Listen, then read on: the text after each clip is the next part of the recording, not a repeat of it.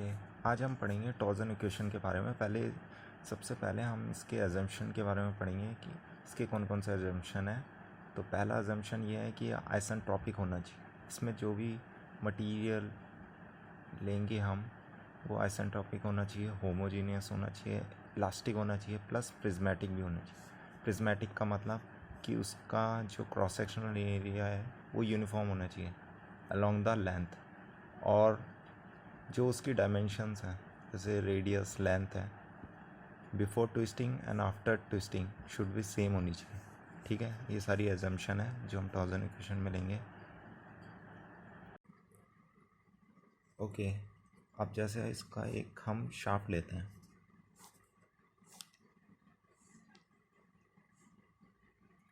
जिसकी लेंथ है L, ठीक है,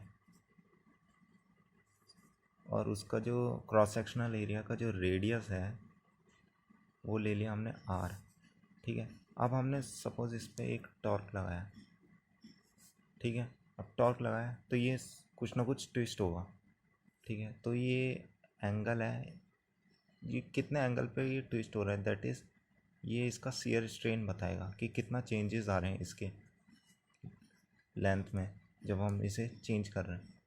सॉरी, लेंथ में नहीं, एंगल में, ठीक है। तो this is the shear strain और this is the angle that is denoted by theta, और ये है हमारा टॉर्जनल एंगल कि एंगल में कितना हम चेंजेस ला रहे हैं, ठीक है।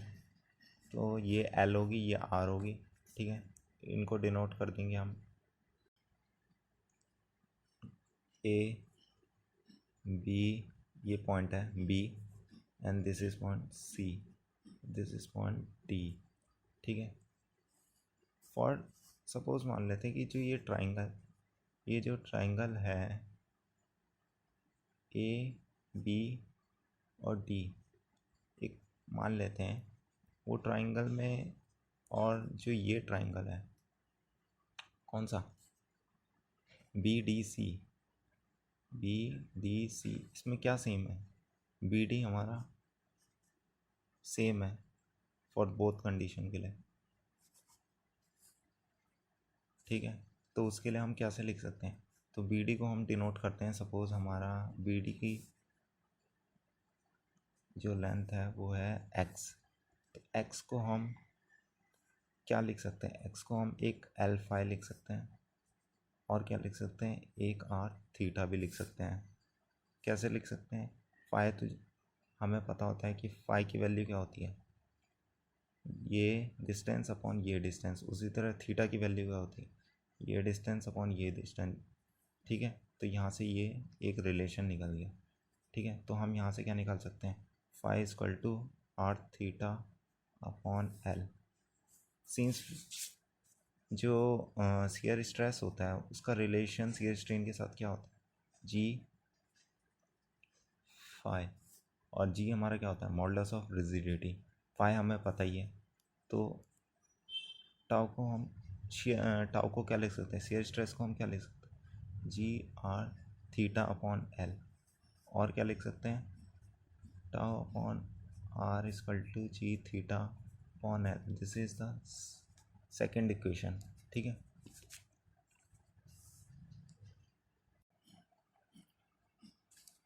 सिमिलरली मैंने स्टार्टिंग में बताया था कि जो हमारा जो मटेरियल होना चाहिए वो आइसेंट्रोपिक, इलास्टिक, होमोजीनियस, प्रिज्मेटिक होना चाहिए। तो उसके कारण जो हमारी लेंथ है वो हमारी कांस्टेंट रहेगी, हमारा जो एंगल है वो भी कांस्टेंट रहेगा, प्लस हमारा जो मॉडुलस ऑफ रिजिडिटी है वो भी कांस्टेंट रहेगा। तो जब हमारा ये पोर्शन हमारा कांस्टेंट है तो हमारा जो शियर स्ट्रेस है वो डायरेक्टली प्रोपोर्शनल हो जाता है रेडियस के। इट मीन्स कि जो हमारा शियर स्ट्रेस सबसे मिनिमम रहेगा वो रहेगा हमारा सेंटर पे, ठीक है। अगर हम ये क्रॉस सेक्शनल एरिया की बात करते हैं, तो यहाँ पे अगर हम शियर स्ट्रेस का कर्व बनाते हैं तो वो कैसा बनेगा, डायरेक्टली प्रोपोर्शनल है तो ऐसा कुछ बनेगा,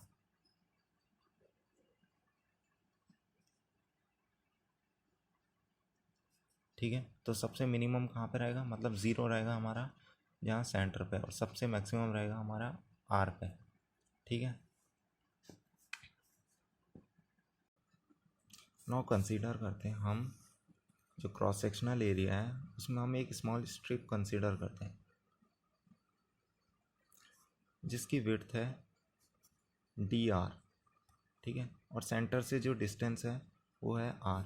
अगर हम एरिया की बात करें, स्मॉल स्ट्रिप का एरिया क्या होगा, दिस इज सर्कमफ्रेंस, और ये सर्कमफ्रेंस की वैल्यू क्या है 2 पाई आर, ठीक है, इनटू ये विड्थ कितनी है डी आर। तो जो हमारा एरिया हो जाता है स्मॉल स्ट्रिप का एरिया वो कितना होता है 2 pi r into d are.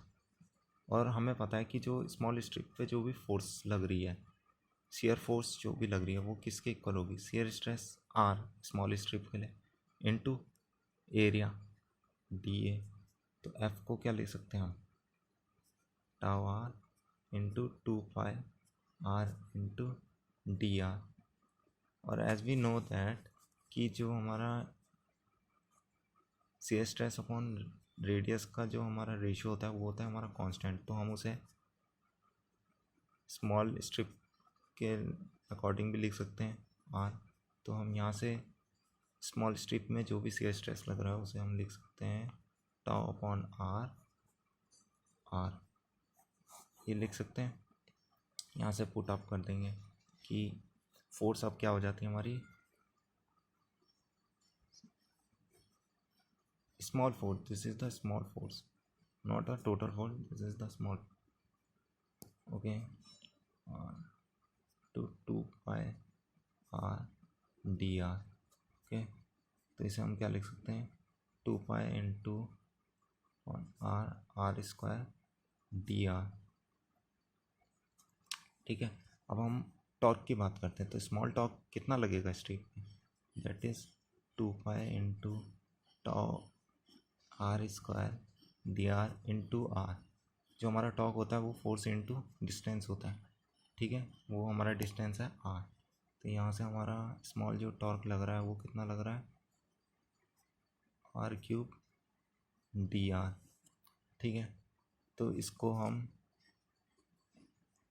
Integrate कर देंगे तो यहाँ से टोटल टॉर्क निकल जाता है 2 pi to top on r integrate 0 से आर तक आर क्यूब डी आर। तो यहाँ से लिख देंगे 2 पाई इंटू टॉर्क आर, ये क्या हो जाएगा आर 4 अपॉन 4 ये लिख सकते हैं। अब टाउ अपॉन आर को क्या लिख सकते हैं पाई आर 4 अपॉन 2 लिख सकते हैं, दिस इज द टॉर्क हो गया है।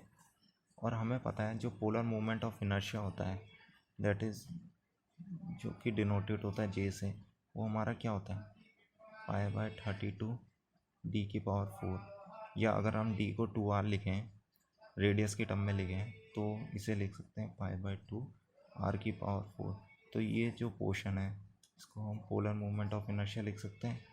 तो हमारा जो रिलेशन निकल गया है वो T upon polar moment of inertia का ratio equal to tau upon r, this is the third equation. From second और थर्ड इक्वेशन से हमारा जो रिलेशन निकल गया है वो है tau upon r equal to T torsional movement जो लग रहा है upon J polar moment of inertia equal to G theta upon L, this is the torsion equation, ठीक है।